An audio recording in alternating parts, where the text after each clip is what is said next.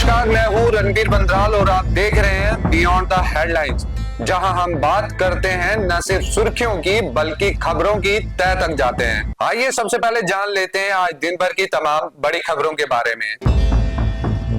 प्रधानमंत्री नरेंद्र मोदी 13 जनवरी को करेंगे जेड-मोड टनल का उद्घाटन।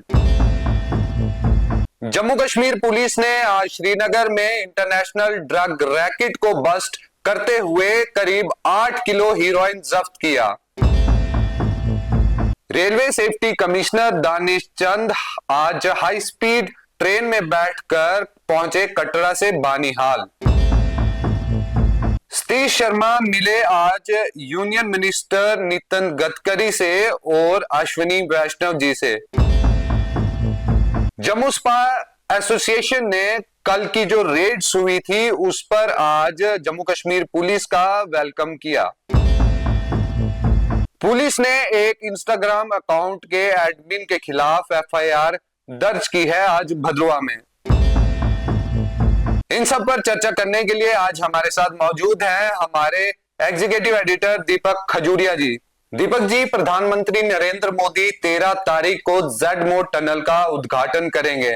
इसका मतलब यह है कि जेड-मोड टनल अब कंप्लीट हो चुका है और प्रधानमंत्री जी इसी महीने उसका उद्घाटन करेंगे। आप इसको किस तरह से देखते हैं?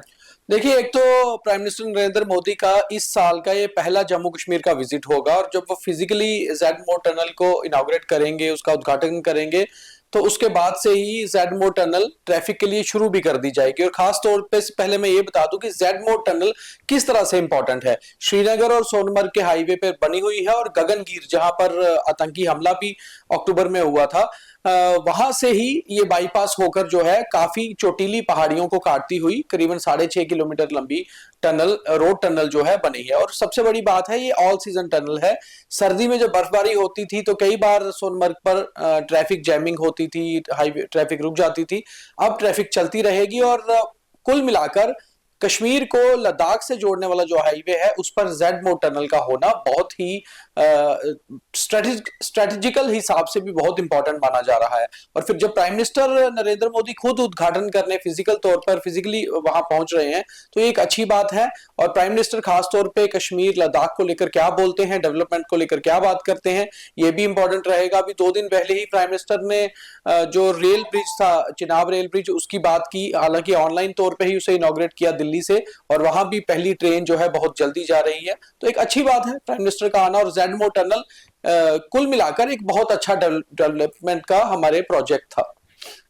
जम्मू कश्मीर पुलिस को आज एक बड़ी कामयाबी मिली है। जम्मू कश्मीर पुलिस ने आज श्रीनगर में एक इंटरनेशनल ड्रग रैकेट जो है वो बस्ट किया और उसमें करीब 8 किलोग्राम हेरोइन बरामद किया। सर, इसको कैसे देखते हैं आप? देखिए, श्रीनगर पुलिस ने अभी 31 दिसंबर को ही एक प्रेस कॉन्फ्रेंस की थी और ये कहा था कि श्रीनगर में पहले से ड्रग्स के मामले बहुत बढ़ रहे हैं और इसका सीधे सीधे इंटरनेशनल रैकेट से संबंध है।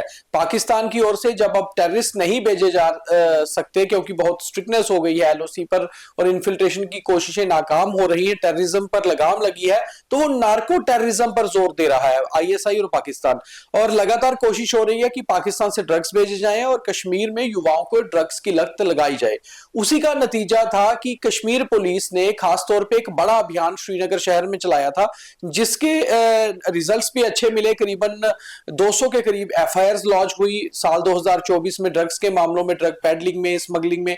और आज अभी नए साल की शुरुआत में ही 8 ही दिन हुए हैं, एक बड़ा रैकेट बस्ट किया है, इंटरनेशनल रैकेट है। कश्मीर पुलिस को इस जो बड़ी उन्होंने कामयाबी पाई है उसके लिए वाकई में कांग्रेचुलेशंस करने वाली बात है। और खासतौर पे श्रीनगर के जितने भी ऑफिसर्स हैं वो इस पे लगातार काम कर रहे थे। बड़ी कामयाबी मुझे लगता है ड्रग्स के मामलों में इंटरनेशनल रैकेट को बस्ट करना। रेलवे सेफ्टी कमिश्नर आज हाई स्पीड ट्रेन में बैठकर कटरा से बानीहाल तक गए। इसका मतलब यह है कि बहुत जल्दी ट्रेन श्रीनगर पहुंचने वाली है। ये ऐसे तो ट्रेन श्रीनगर पहुंच गई है लेकिन आधिकारिक तौर पर अभी नहीं पहुंची है। दीपक जी कैसे देखते हैं आप इसको?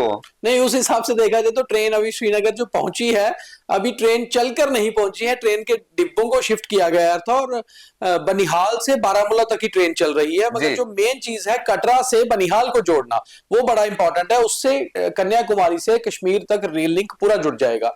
उसके लिए प्राइम मिनिस्टर ने इनॉग्रेट तो कर दिया है बटन दबाकर जो ब्रिज था उसको। अब बड़ी चीज ये है कि जो मेन स्ट्रेच है, जो इंपॉर्टेंट स्ट्रेच है, वो यही है कटरा से लेकर बनिहाल तक। उसी के बीच में उससे ज्यादा इंपॉर्टेंट है रियासी से संगलदान, क्योंकि वहां पर हाईएस्ट जो वर्ल्ड्स टॉलेस्ट रेल ब्रिज है वही आता है।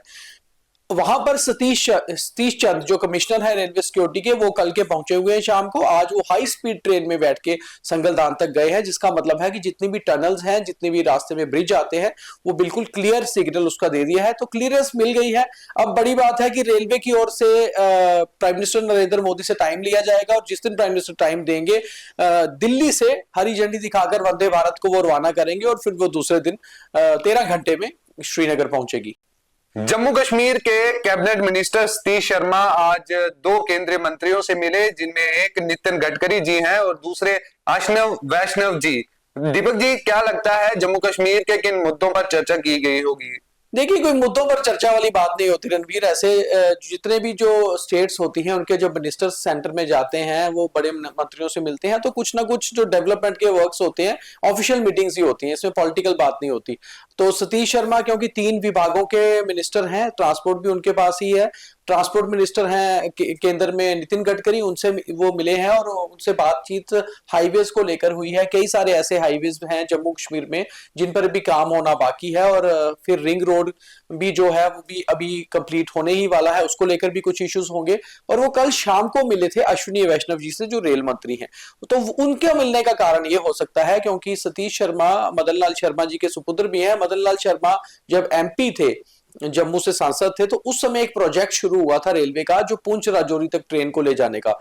उसके ऊपर लगातार मांग आ रही है कि अब जब कश्मीर ट्रेन पहुंच गई है तो आखिर पुंछ राजौरी क्यों नहीं। तो शायद उस प्रोजेक्ट पर भी बात की होगी। और अच्छी बात है, जम्मू कश्मीर में कुल मिलाकर सीएम को मिलाकर 6 ही तो मंत्री हैं। अपने विभागों को लेकर केंद्रीय मंत्रियों से मिलना चाहिए, एक समन्वय बनाना चाहिए और एक अच्छी मुझे लगता है प्रोजेक्ट्स की विकास के हिसाब से अच्छी मीटिंग है।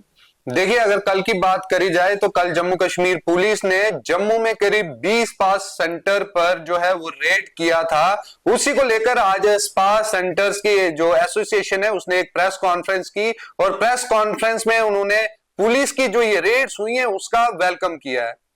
देखिए, स्पास को देखा जाए तो कुल मिलाकर एक बदनामी जम्मू में मिल रही है। ऐसा है नहीं। हालांकि आप जितने भी बड़े 5 स्टार होटल्स को देखिए, आप 4 स्टार होटल्स को देखिए, वहां पर स्पा होते हैं और स्पा एक एक्सरसाइज का हिस्सा है, एक होटल्स में जरूरी होता है। जैसे स्विमिंग पूल होना, जिम्नेजियम होना, ऐसा ही स्पा होना। अब कटरा में जाइए, कई सारे होटल्स में स्पास हैं, मगर स्पा को सही तरीके से इस्तेमाल किया जाना चाहिए। उसी को लेकर कल पुलिस ने रेड्स की थी कि कहीं वहां पर कोई गोरख धंधा ना चल रहा हो, कोई गलत काम ना हो रहा हो। मगर आज जो स्पा एक एसोसिएशन है इनकी, उन्होंने जो प्रेस कॉन्फ्रेंस करके पुलिस के वेलकम किया रेड्स का, तो उनका कहना यह था कि बहुत सारे लोग बाहर से आकर यहां पर स्पा चला रहे हैं और वो स्पा की एवज में, उसकी आड़ में कुछ गलत काम कर रहे हैं। तो ऐसा नहीं होना चाहिए और वाकई में बात ठीक है, स्पा होना कोई गलत बात नहीं है। वहां पर क्या काम चल रहा है, अगर कुछ गलत होता है तो वो गलत बात है। तो उस हिसाब से स्पा होना, सलून्स और स्पा कंबाइन होना या होटल्स में स्पा होना, ये एक कॉमन चीज है और ये होती है, कोई ऐसी बात नहीं।